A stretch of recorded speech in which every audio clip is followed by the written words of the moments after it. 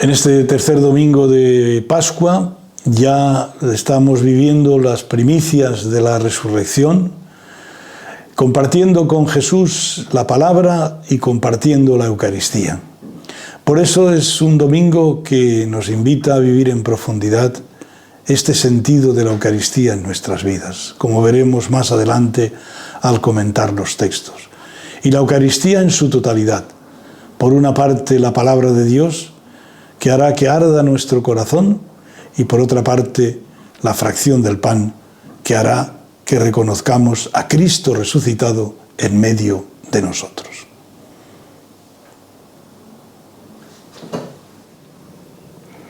Tercer domingo de Pascua, ciclo A, 23 de abril.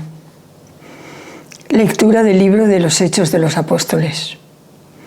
El día de Pentecostés, Pedro, poniéndose en pie a los 11, levantó su voz y con toda solemnidad proclamó: Judíos y vecinos todos de Jerusalén, enteraos bien y escuchad atentamente mis palabras. A Jesús el Nazareno, varón acreditado por Dios ante vosotros, con los milagros, prodigios y signos que Dios realizó por medio de él, como vosotros mismos sabéis, a este, entregado conforme al plan que Dios tenía establecido y previsto, lo matasteis clavándolo a una cruz por mano de hombres inicuos. Pero Dios lo resucitó, librándolo de los dolores de la muerte, por cuanto no era posible que ésta lo retuviera bajo su dominio, pues David dice refiriéndose a él: Veía siempre al Señor delante de mí, pues está a mi derecha para que no vacile. Por eso se me alegró el corazón, exultó mi lengua, y hasta mi carne descansará esperanzada. Porque no me abandonarás en el lugar de los muertos, ni dejarás que tu santo experimente corrupción. Me has enseñado senderos de vida, me saciarás de gozo con tu rostro. Hermanos, permitidme hablaros con franqueza. El patriarca David murió y lo enterraron, y su sepulcro está entre nosotros hasta el día de hoy. Pero como era profeta y sabía que Dios le había jurado con juramento sentar en su trono a un descendiente suyo, previéndolo, habló de la resurrección del Mesías, cuando dijo que no lo abandonará en el lugar de los muertos y que su carne no experimentará corrupción. A este Jesús lo resucitó Dios, de lo cual todos nosotros somos testigos. Exaltado pues por la diestra de Dios y habiendo recibido del Padre la promesa del Espíritu Santo, lo ha derramado. Esto es lo que estáis viendo y oyendo. Señor, me enseñarás el sendero de la vida. Protégeme, Dios mío, que me refugio en ti. Yo digo al Señor, tú eres mi Dios. El Señor es mi lote de mi heredad y mi copa. Mi suerte está en tu mano. Bendeciré al Señor que me aconseja, hasta de noche me instruye internamente. Tengo siempre presente al Señor, con Él a mi derecha no vacilaré. Por eso se me alegra el corazón, se gozan mis entrañas, y mi carne descansa esperanzada, porque no me abandonarás en la región de los muertos, ni dejarás a tu fiel ver la corrupción. Me enseñarás el sendero de la vida, me saciarás de gozo en tu presencia, de alegría perpetua a tu derecha. Señor, me enseñarás el sendero de la vida. Lectura de la primera carta del apóstol San Pedro.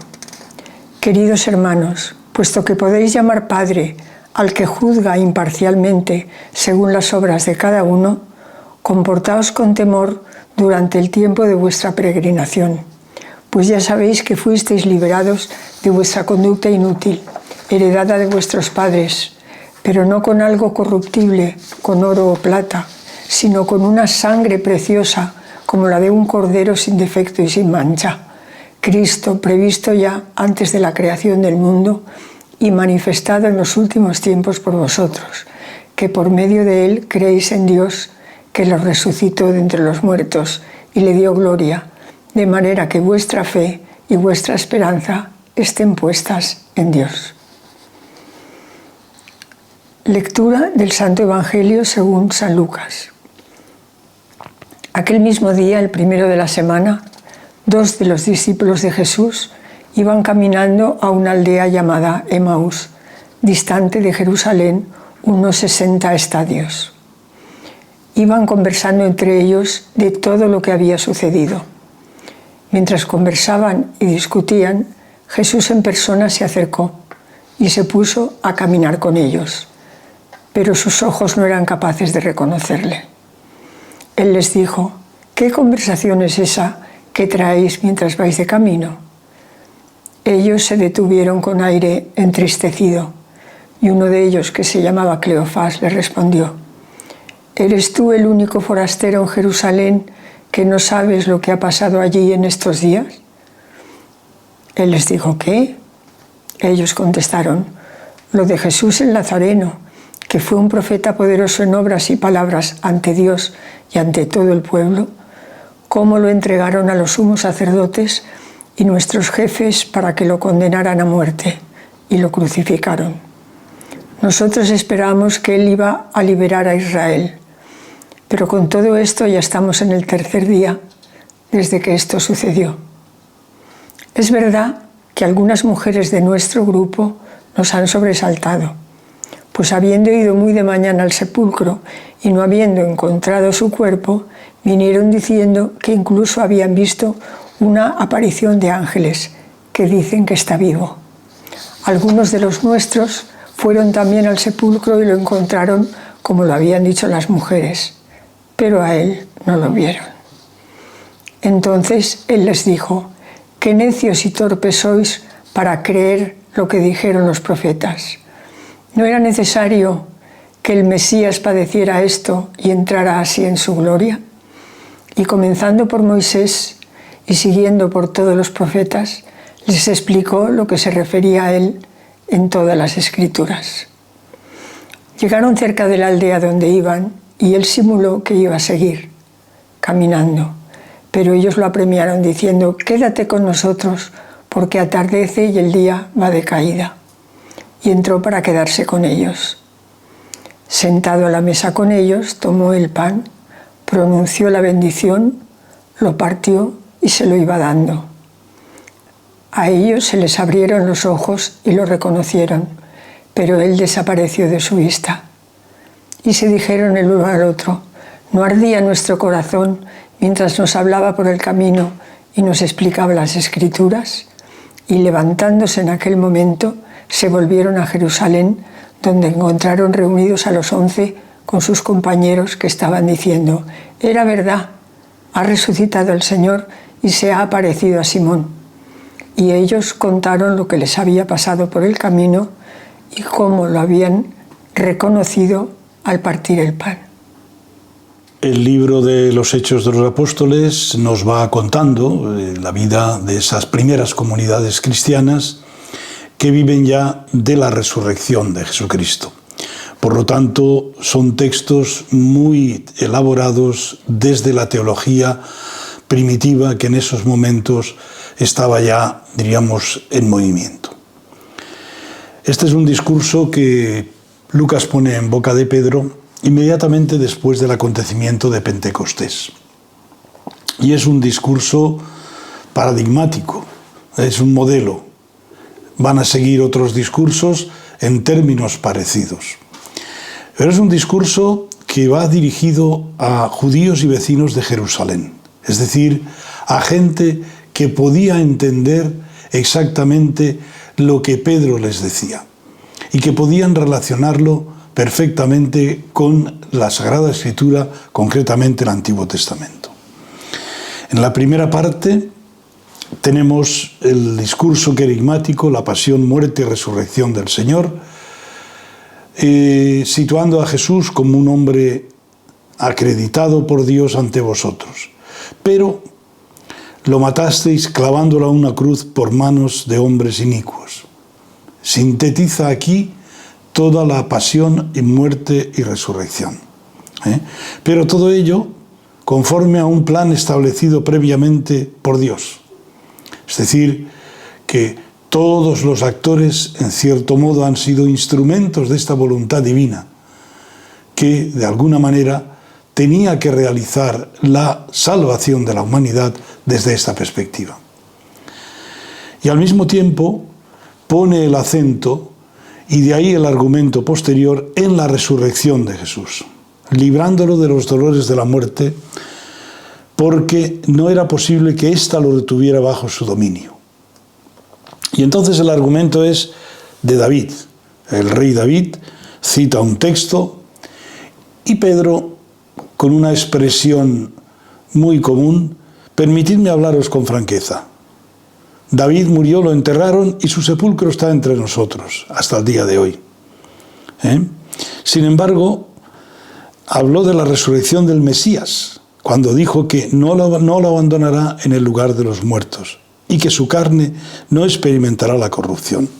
Bueno, pues a ese Jesús de Nazaret, a ese Jesús que Dios acreditó entre vosotros, que vosotros lo matasteis clavándolo a una cruz, a ese Jesús Dios lo ha resucitado, y de lo cual nosotros somos testigos. Y lo ha exaltado a la diestra de Dios, y habiendo recibido la promesa del Espíritu Santo, lo ha derramado. Y esto es lo que estáis viendo y oyendo. Por eso el discurso se sitúa en ese contexto de Pentecostés. Queda ratificada, por lo tanto, ante los judíos, ante el pueblo, ante todos los vecinos de Jerusalén, la resurrección de Jesús. Y tenemos la carta de San Pedro, otro texto típico de esta etapa de la Pascua. Es una carta en la que en el corazón de la misma se nos invita a vivir con una conducta digna de la resurrección de Jesús. Y digna de la resurrección de Jesús porque nosotros no somos cristianos porque hemos sido comprados con oro y plata, sino con una sangre preciosa, como la de un cordero sin defecto y sin mancha. Y por lo tanto, esa sangre preciosa nos da la posibilidad de vivir desde la fe y desde la esperanza que tenemos que poner en Dios, porque Cristo ha resucitado. Y por medio de Él creemos en ese Dios de la fe y la esperanza. Por tanto, es un texto que nos llama a vivir en profundidad nuestra vida cristiana como resucitados. Y finalmente, el conocido Evangelio de Maús. ¿Qué podemos decir de nuevo de este Evangelio? Un Evangelio en el que podríamos detenernos en muchos elementos y muy interesantes. Esos dos discípulos, esos dos caminantes, que ya habían oído hablar a unas mujeres que Jesús había resucitado. Pero bueno, se marchaban entristecidos después de haber vivido esa etapa lo más cercana posible a Jesús, hasta el punto de que desde el punto de vista humano no le reconocen. Son los problemas de las apariciones. Lo ven, pero no lo ven. Lo conocen, pero no lo conocen. Porque Jesús ha inaugurado una nueva presencia de resucitado. Por eso la pregunta, en el fondo, para nosotros, 20 siglos después de aquellos acontecimientos, es: ¿dónde podemos ver a Jesús resucitado? ¿Dónde podemos encontrarnos con Él? ¿Y dónde Él se hace el encontradizo con nosotros? Esa es la respuesta. Y la respuesta es este texto, que es simple y llanamente, cuando lo estudiamos en profundidad, el vocabulario, sobre todo al final, vemos que lo reconocen justamente en el momento de la fracción del pan. Pronunció la bendición, lo partió y se lo iba dando. A ellos se les abrieron los ojos. ¿Qué ojos? Los ojos de la fe, para percibir al resucitado. Con nuestros ojos no podemos ver al resucitado. Nuestros ojos son problemáticos para ver al resucitado. Nosotros podemos ver al resucitado y vivir la esperanza de que estamos ya viviendo las primicias de la resurrección con los ojos de la fe.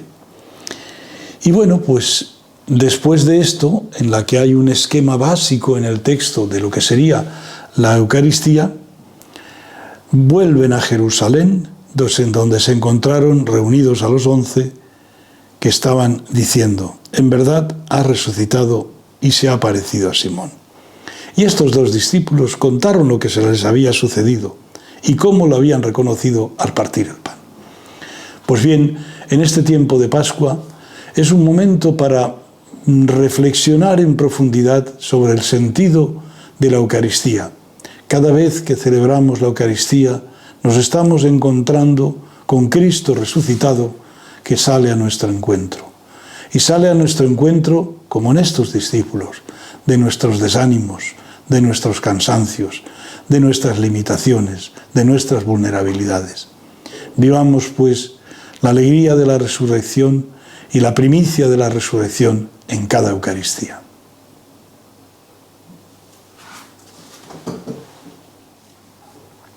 Una pequeña reflexión sobre la lectura.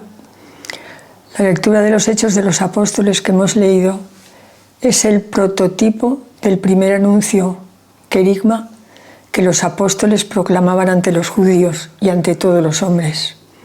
Relataban la muerte de Jesús en la cruz y su resurrección como el acontecimiento más importante de la historia de la salvación. Este anuncio y los discursos que se narran en los Hechos de los Apóstoles tienen una gran fuerza catequética. Ellos dan testimonio porque lo han visto. Estos discursos están recogidos de la tradición primitiva que Lucas ha actualizado y situado en el día de Pentecostés. El Salmo expresa la confianza en Dios, que hasta de noche me instruye. Con Él a mi derecha no vacilo. Sé que no me abandonarás. Me enseñarás el camino de la vida. Me saciarás de gozo en tu presencia. Pedro en su carta nos invita en nuestra peregrinación terrena a ser santos, a que nos comportemos con temor, pues hemos sido rescatados por la sangre de Cristo. Él había sido predestinado antes de la creación del mundo en favor nuestro, y por medio de Él creemos que Dios lo ha resucitado de entre los muertos. El Evangelio de Lucas nos relata el episodio de Emaús, cuando los dos discípulos, desesperanzados, marchan de Jerusalén creyendo que todo ha fracasado. Y Jesús les sale al encuentro. No le reconocen, situación que aparece en todas las escenas de resurrección. El resucitado se encuentra en un estado nuevo. Pero sus palabras y finalmente al partir el pan, cuando cena con ellos, hacen que le reconozcan. ¿Cómo reconocemos nosotros a Jesús? El desarrollo de este Evangelio es una Eucaristía, con la palabra, la cena, la bendición. Es todo un camino a recorrer y Jesús se hace peregrino con ellos. Lucas quiere enseñar a su comunidad y a nosotros hoy que aunque no pudimos vivir con Él ni conocerle, en la Eucaristía es posible tener esta misma experiencia de vida. Entonces se les abrieron los ojos y lo reconocieron. ¿No ardía nuestro corazón cuando nos explicaba las Escrituras? ¿No arde en nuestro corazón muchas veces en la Eucaristía? Es el regalo de Jesús, su palabra, su pan y su vino, Él mismo con nosotros.